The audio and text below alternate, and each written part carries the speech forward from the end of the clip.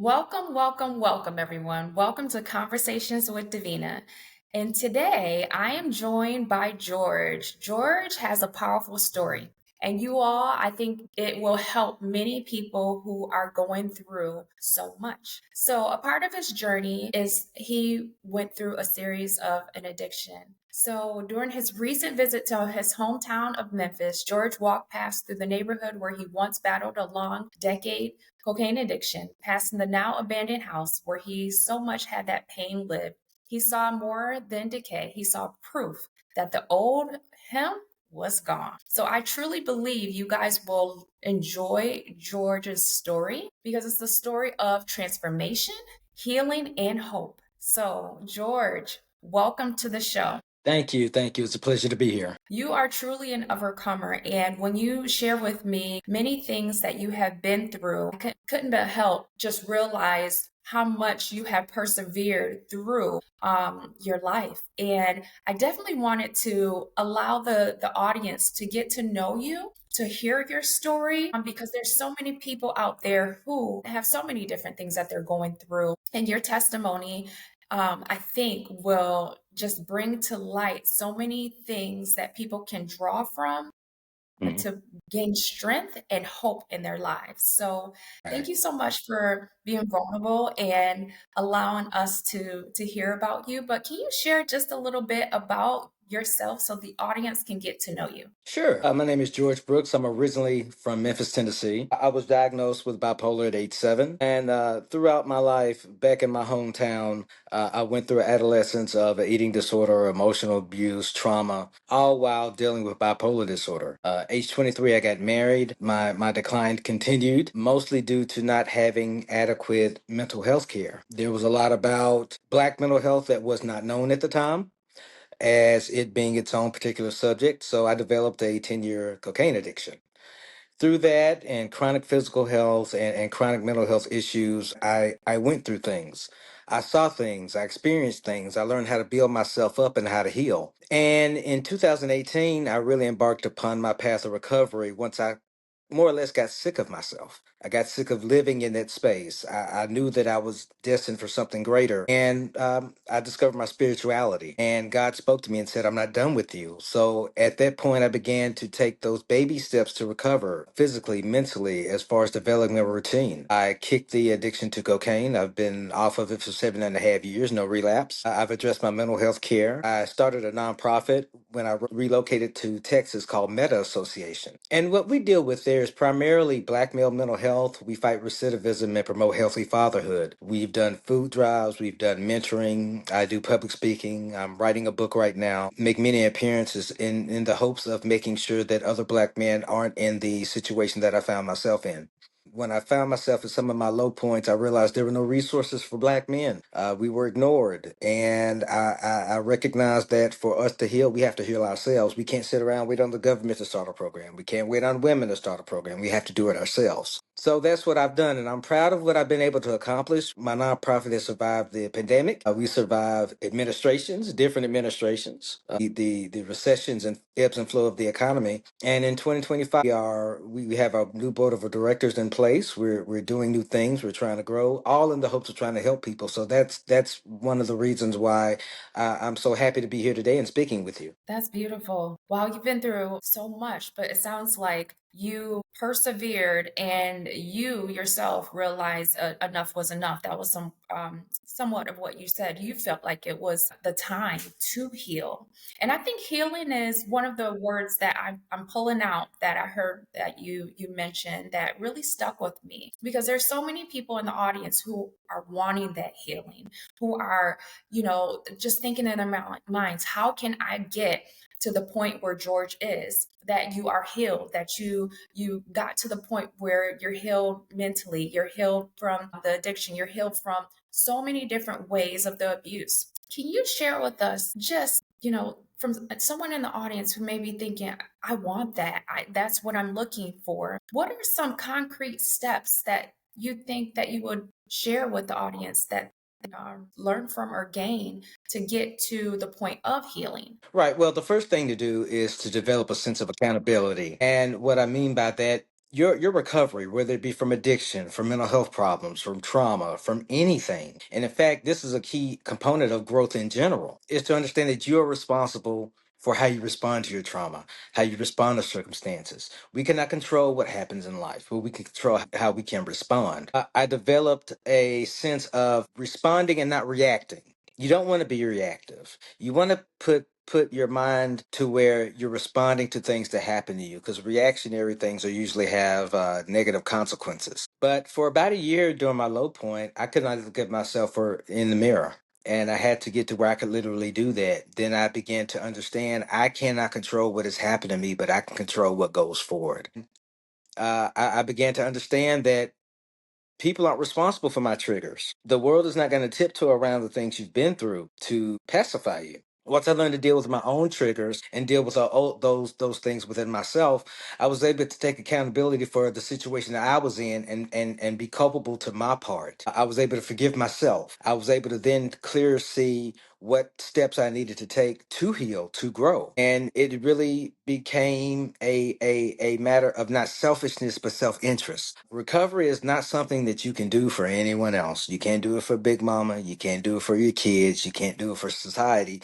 You have to truly do it for yourself. And oftentimes that endeavor is embarked upon alone. It's a very solitary journey. It's a very hard journey. But once you can get past that initial acceptance of accountability and understanding what you must do to go forward, then the healing began. Once I began to heal emotionally, spiritually, and mentally, the addiction was easy to deal with because it dealt with all the components that actually made that necessary in the first place. Addiction is nothing but the response to unresolved trauma. And once you keep that in mind, then you can heal. And once you heal, then you can grow, then you can progress. And it's such a beautiful thing because once you kind of get to where you can see the sun, you can navigate where you want to go next. And that's the journey that I've been on, and that's what I've been trying to do ever since that day. Wow, that's awesome. That's awesome that you were able to take those steps in order to get to where you are. I know you mentioned something that I absolutely love is spirituality, your faith. Your faith, it sounds like, played a huge role in your recovery process and to where you are today. Can you talk a little bit about your faith and how important it was to you to get to where you are today? Right. Up to that point, I've always had a belief in God. Excuse me. I think I ran from God for many reasons. One problem that I recognize now that I had, I was defining my faith and my beliefs based off the sentiment of those around me. I was holding my faith up to everyone else's and saying, well, is this right or is this wrong? When I started to recover, I realized my faith is my own. My faith is unique to me, as is everyone's. So once I got comfortable talking to God, having a relationship with myself and with my faith, it just became clear to me. And I recognized that in recovery, not everyone has the same faith. Not everyone has the same level of belief. Not everyone has faith at all. But you really have to find what works for you to fill that void in your life so that you can grow. So I think I have a beautiful relationship with God. I talk to God. I wake up at 3 in the morning to pray every day, whether I want to or not. And it's just been a good experience for me. And it's been a key component to my recovery. Absolutely. It sounds like you have that special relationship that kind of catapult you to where you are today. Right. And faith was the thing that pushed you to the point. And like you said, everyone doesn't have faith, but I know through talking to many of my clients and through talking with a lot of other people, and including myself, I know that faith played a huge role in pushing me to where I am and being as successful as I am with not only a caring voice for you, but so many different components in my life. And I honestly can say here today, if it wasn't for faith, I honestly would not be standing here today. So Right. Right. thank you Right. for being vulnerable and just sharing that and being honest with the audience. So it sounds like, perseverance often involves daily choices. Like you said, you wake up in the morning, Right. you pray whether you want to or not, but there's other choices and there's daily choices that occur. What are some practices or mindsets that you keep or do on a daily basis, such as you mentioned prayer, to help you just continually make those daily choices permanent? Right. I think a key component of recovery and just life in general is trying to define and find your purpose in life. Once I realized what my purpose was, which was to use my testimony to try to help people, I was able to develop a cadre of daily routines, a repetition, having a plan, and following that every day. It started with little things like get up and get dressed every day, clean up every day. The night before, I usually make a list of things to do for the next day. And those baby steps that give you a foundation on which to build your recovery. So as mundane as something may seem, even in terms of just making a to-do list, can help give you guidance and give you a path, and it helps keep you from getting lost in your recovery. Recovery is not easy. It's hard. It's a daily, it's a momentary, it's a constant endeavor. But once you lay that groundwork, when you get lost, you can find yourself again. So that's why it's so important to develop routines, develop habits, develop tenets, principles, all those things in which to govern yourself through that process. Absolutely, absolutely. Hold yourself accountable. I think that's what I hear, and it's hard to do that sometimes. To hold ourselves accountable when we just want to shift and move, even just a little inch to the left or the right, when we know we should be standing still or moving forward. So And that speaks to one big key component I have to deal with this every day is patience. We are not a patient society. We don't realize we didn't get messed up overnight. So we can't fix it overnight. And that's the hard part. I think that's where a lot of people fall off. I know people that say make these resolutions, I'm gonna go to the gym. Well, you do good for 3 days, but then you fall off because you're not patient enough to see it's going to take a while longer. If I think journaling is important because journaling will give you a way to measure your progress, even if it's just try journaling for one day. Look at what you wrote at 9, look at what you wrote at 3. Even in that short of time, you can see a progression. And I think we're a microwave minded society, but we have to see progress to keep going. So you try to put things in place to make sure where you can see your own progress. Don't look at it through other people. Don't judge it through other people because other people have a skewed view of you. No one sees your vision that God has for you but you. That's it. So you are your only opponent. You're your only competition. Journal. Do things where you can measure your progress, and that'll help you, foster that patience that you need to take care of yourself through the process and through the growth process. yeah, that's good. That's really good because sometimes and you mentioned something really good that I often talk with my clients about. Sometimes we measure ourselves by looking at others or looking at things around us. Like you said, we live in a microwave society. We want everything quick, ready, and we want things to be completely perfect. And when we look on social media and so many different things, I know magazines aren't really that I'm fond of anymore, but there's so many different things that we look at, billboards on social media, where we see people's lives and we think, they have this perfect life. And I usually say, if you look around, every single person that's walking around, if you go in like a shopping center or a store, every single person that is physically there has something that they're dealing with, whether it looks like they're dealing with it or not. Everyone has something that's going on inside of them that they're dealing with. So I agree with you. You are in competition with yourself and only yourself. And the way that people may look at you, count that out because it doesn't matter. It doesn't matter at Yeah. all. And we had to be careful with social media too, because a lot of times, you got to understand social media is more about marketing than anything. And people are going to put their best foot forward. They're going to show you, oh, I got the new car. They're not going to show you they had to put their firstborn down to get it and they don't have enough gas to drive it anywhere. That's why it's always sitting in the driveway. We don't think much deeper than that. We Yeah. kind of take things for granted, and we see other people doing this and doing that. And we think, well, why aren't I doing that? Because you're too busy worrying about what the next person's doing. And just understand a lot of what you see is not reality. Your reality is what's in your mind and in your heart and in your life every day. And you can't fall into that trope with social media. I know some people that are absolutely miserable, not because they're miserable, but because they're so busy following a celebrity, following their friends online, and things like that, that they don't appreciate what they have. If you don't appreciate what you have, no matter how little or minuscule it is, how can you dare hope to grow from it?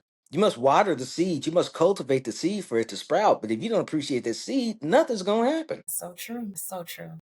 Wow. So let me ask you something else. You mentioned that seeing the house when you went back to Memphis or your old neighborhood in ruins, it felt symbolic.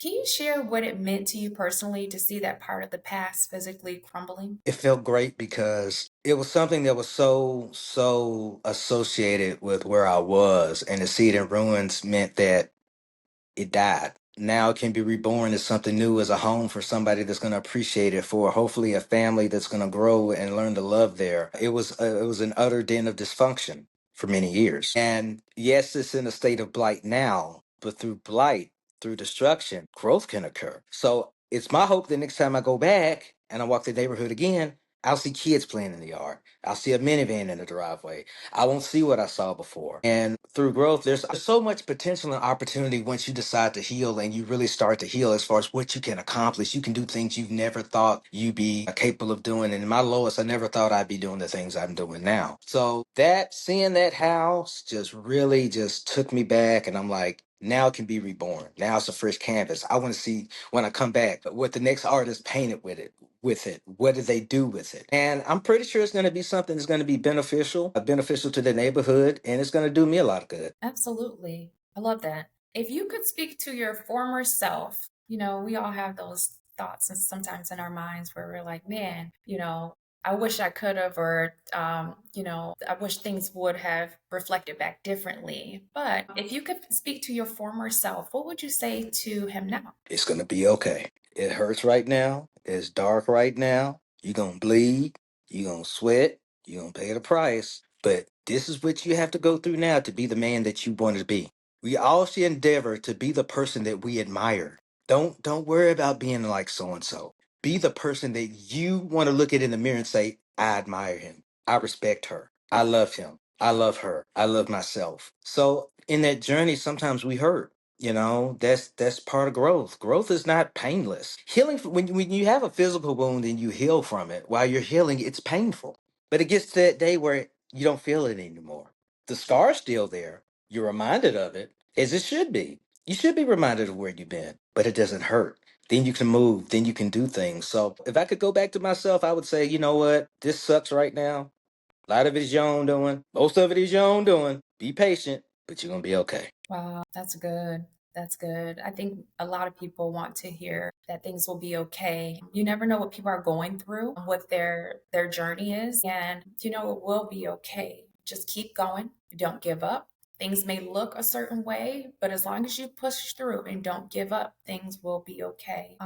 And stop looking left, right. Just look at yourself and move forward to what's ahead. So, George, if someone would want to get in contact with you and just talk to you a little bit more or learn about your non for profit, how would they get in touch with you?